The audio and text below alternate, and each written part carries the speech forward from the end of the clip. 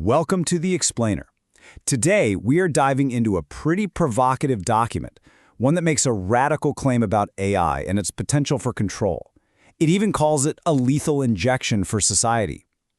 Our job here is to simply unpack that argument piece by piece. So right out of the gate, the source material we're looking at makes this huge comparison. It says modern AI is going to be far more destructive than the classic keep up with the Joneses advertising campaigns of the 1950s. And, you got to remember, those ads literally reshaped an entire generation's idea of success. So, why such an alarming metaphor, lethal injection? Well, the author argues this isn't just about better, smarter advertising. It's about a whole new system of mass manipulation. That term is used very deliberately to frame GPT-based AI as something fundamentally toxic to a free-thinking society. Now, just to be crystal clear, our goal here is not to endorse this view, but to understand it. We're going to neutrally deconstruct the core arguments from the source, which is titled GPT Filters, Societal Destruction and Control. We'll dig into who they claim is being targeted, how this control system supposedly works, and what they propose as the way to escape it. Okay. So, Section 1. This is all about the target audience, which the source gives a pretty controversial name, the thoughtless majority. And they put a number on it, a very specific one. The source claims that 84% of the public is uniquely susceptible to this new kind of influence. Now, it doesn't specify exactly how that number was calculated, but it's central to the whole theory.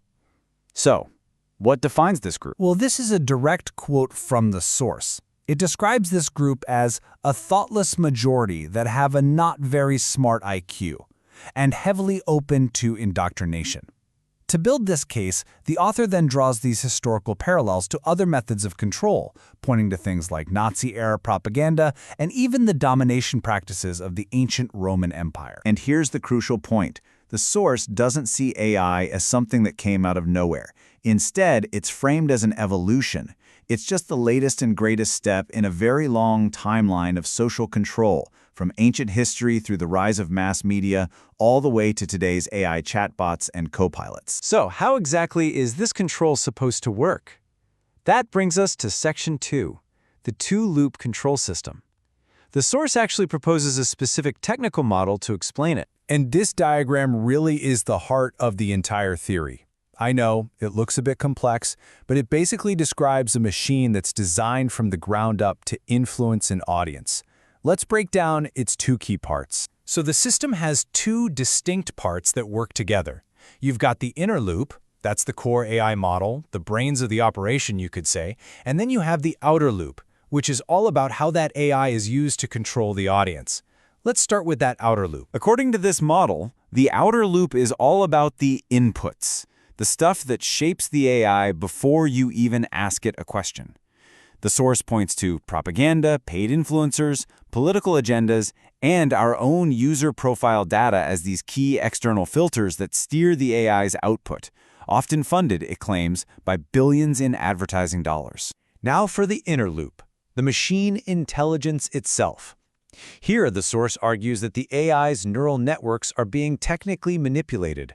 Their connection weights, which are kind of like tiny dials that determine what information is important, are being adjusted to prioritize certain answers based on all those inputs from the outer loop. To try and put this all together, the author uses this really stark analogy.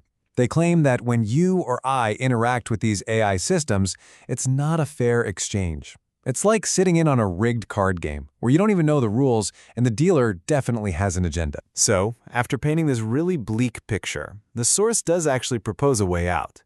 This takes us to our final section, Section 3, Escaping the Filter. The proposed solution is based on a really simple contrast.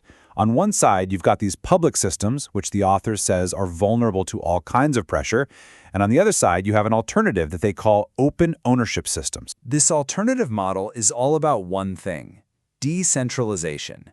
The idea is that users would run large language models directly on their own personal machines.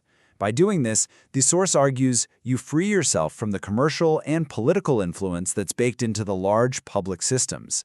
The document also claims this practice actually began in China. Ultimately, this document presents a very stark, very extreme warning about AI's potential.